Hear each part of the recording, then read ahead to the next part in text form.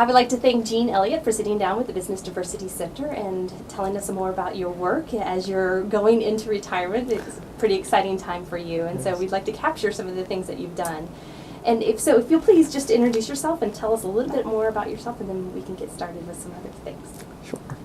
Well, I'm Communications Director for the College of Liberal Arts and Human Sciences, and I've been in this role for 16 years.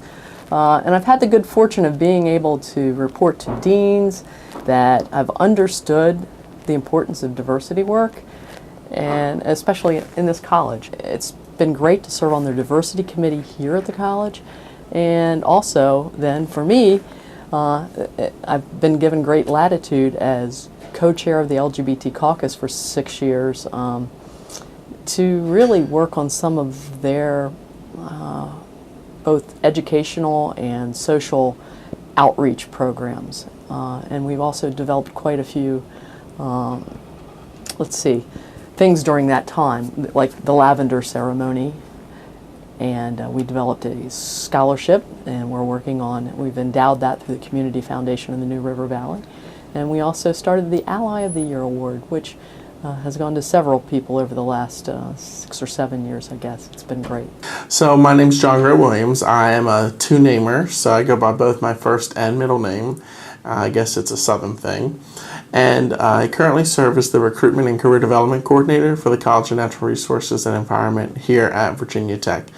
I'm relatively new in this role, but I'm not new to Virginia Tech.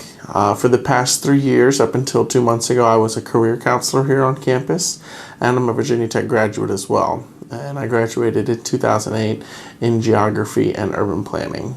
And so they gave a poetry reading and a film about this gay bar that had been in downtown Bluefield, a blue-collar town, a coal town, and by day it was a luncheonette, and by night it was run by Miss Helen, I think was her name, and she had an apron, and who knows what was under her apron. I think she ran it with an iron hand, and by golly, it was going to be drag queens at night, and nobody really messed with her too much, I don't think, and so this little bar continued in this town nearby. So that was our first event. We put out a flyer, and by golly, 150 people showed up at the door that night. And it was remarkable, really, but it just showed that, there really wasn't much being offered at that point in time. And this was just 11 years ago.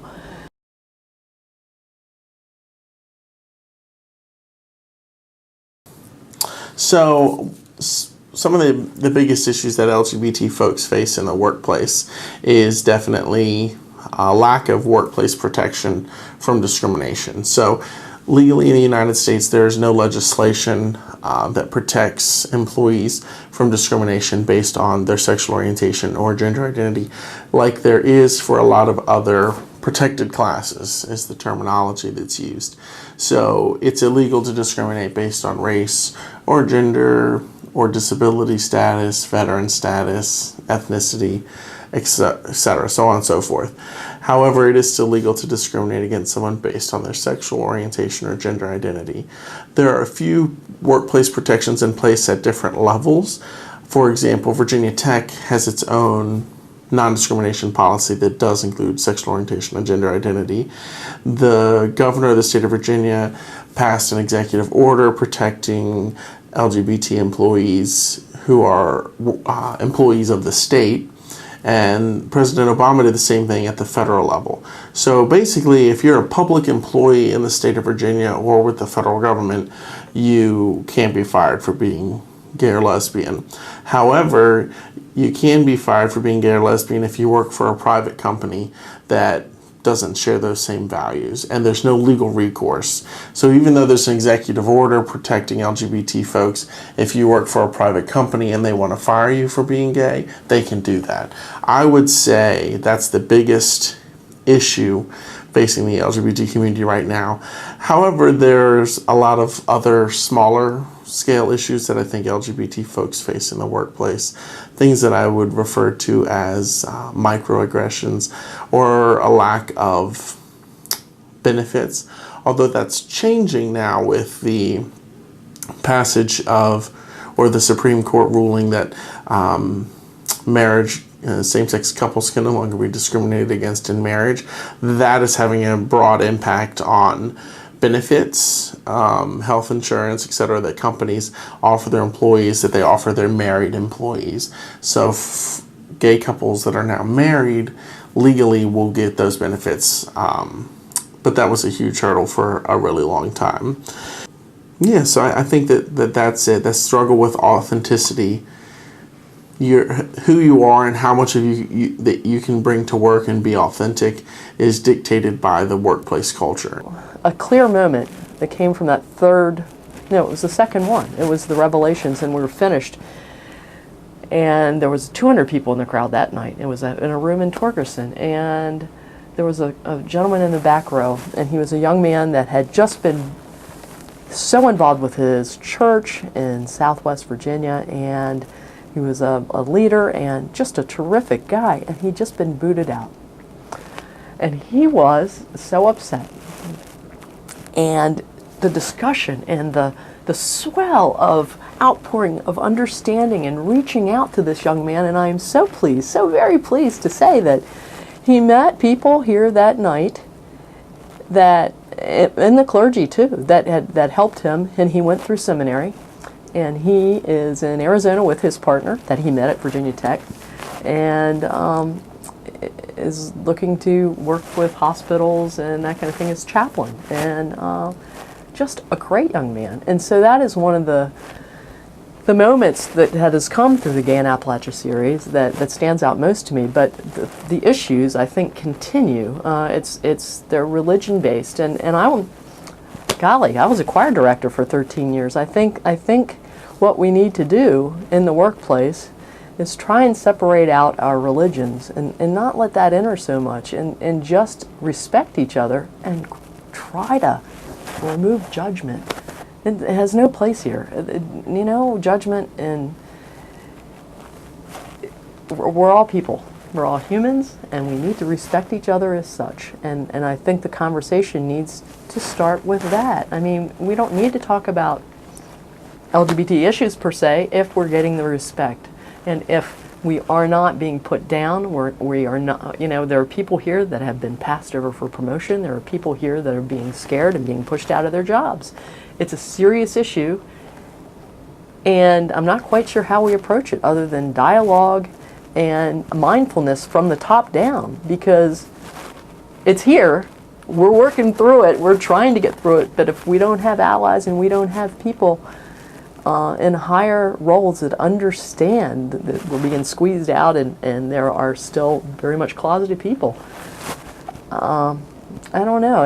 It's still sort of sad and scary in some ways, and hopefully that will change. But it takes a long time to change culture.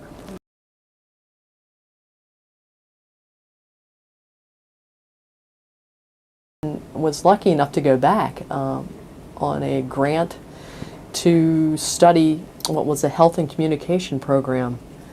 And I met a woman over there, and this was in Zambia. And her name was Sister Petronella. She knew the people in each village that had AIDS, and she knew the ones that needed help. And they're not outed, because if they're outed, then they're pretty much on the outskirts of their village. So she knew ways to get after that and how to help, and she did it in such a wonderful way, and it was such a pleasure to walk through these miles and miles of trails to the villages with this woman who wore the nun's habit and Crocs on her feet. From that trip and that experience, are there elements that we could take and learn from to implement here at Virginia Tech? I guess my visits to Africa just showed me that humanity everywhere is if we reach out and inform this village, or if we reach out and can talk and relate to each other a little bit more, and everybody work together for the weddings and mourn together for the funerals, and we have this sense of bonding that we seem to be lacking here. I know in each village, wow, we were greeted by singing, there was dancing, there was joy. There was joy there that I don't know that we can clasp or understand in America. We're so, yes, we're capitalists and we're money driven here, and you look there and you think that they're poor and there's poverty.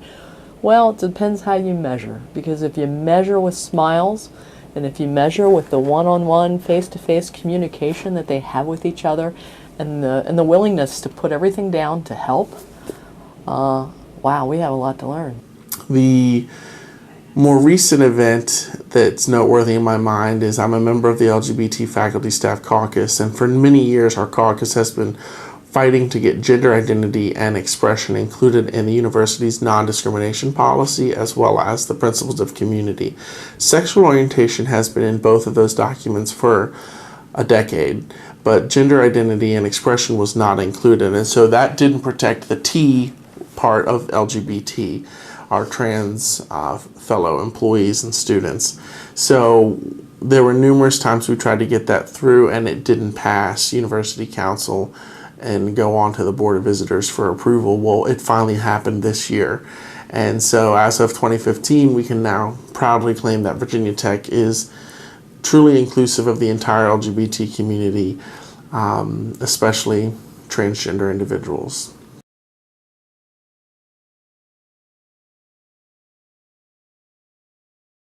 A Broadway sing-along, we had it a couple weeks ago at the Lyric.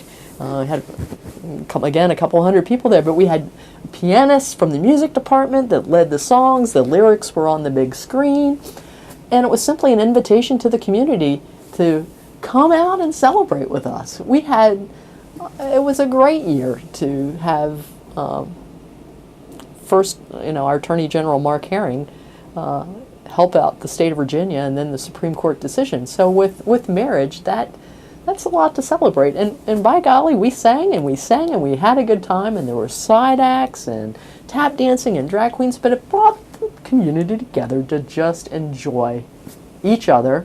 And let me just add one more thing. Through the years, to get to that point, it's the building of the ally. It's the building of the relationships. That's how everything has progressed that far. If it was just the gay community alone, we would not have tumbled down and gotten all the dominoing effect to have the legislation changed. But it has been with our allies in building the relationships that has helped all this happen.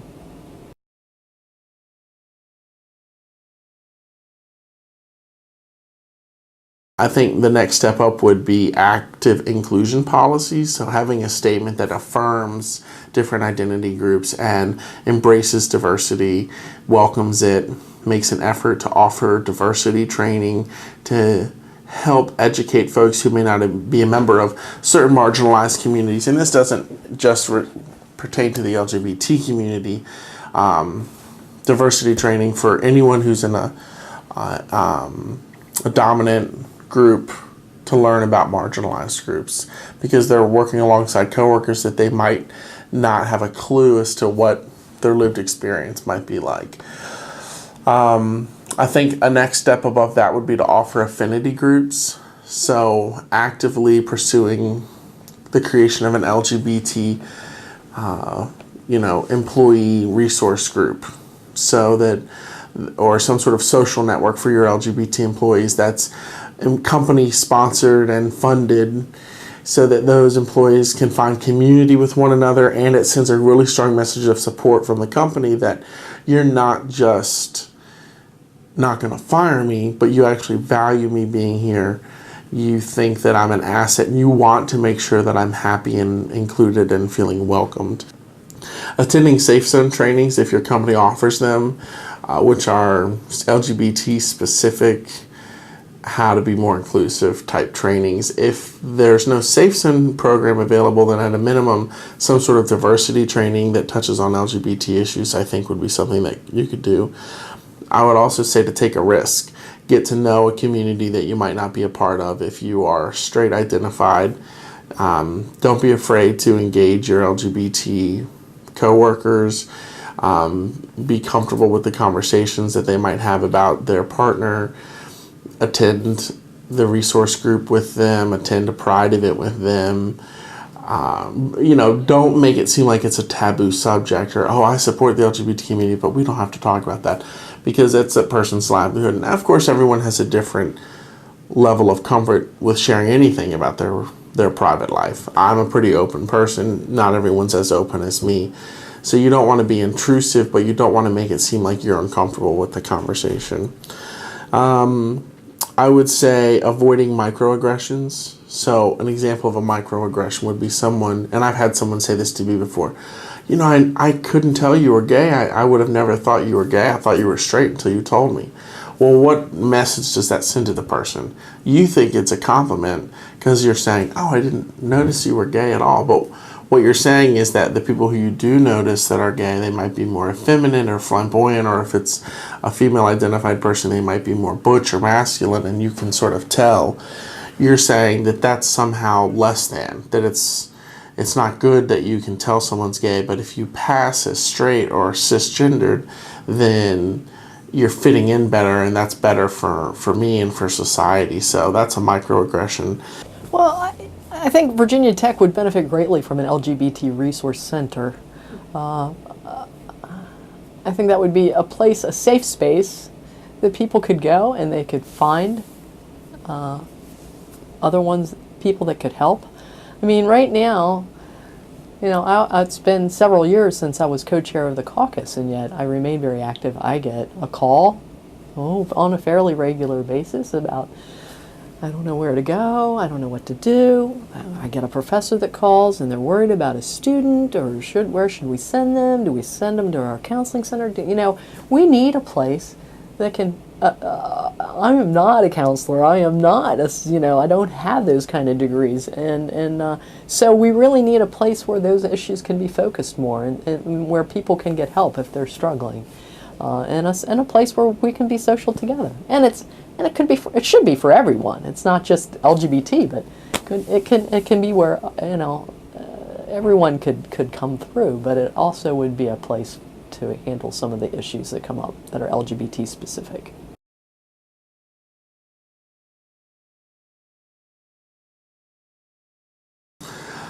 I would say first and foremost is a lack of education about LGBT issues amongst colleagues and supervisors. So sometimes that lack of education can result in outright bigotry, in my opinion.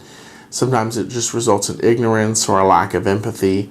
So educating folks on LGBT issues, for lack of a better word, I think is definitely a barrier, creates a barrier for LGBT folks. The lack of policies, which I've already talked about, because that can really hinder someone's ability to fully function and perform at their job. I would say another barrier is the double standard. So when people say, keep your private life private, don't talk about that at work. But we always, and I kind of mentioned this already, we already bring our private lives into work all the time, talk around the water cooler. Folks ask probing questions all the time. Oh, so are you married? Do you have a husband? This or that. Well, for an LGBT person, questions, especially gendered questions, can be very revealing, very personal. So I'm not saying that every conversation should be gender neutral, but it presents potential for a conflict for that person to have to navigate the world of gender pronouns. And we so casually use that language and are so comfortable talking about gender and of our family and loved ones at work that it could produce some difficulties.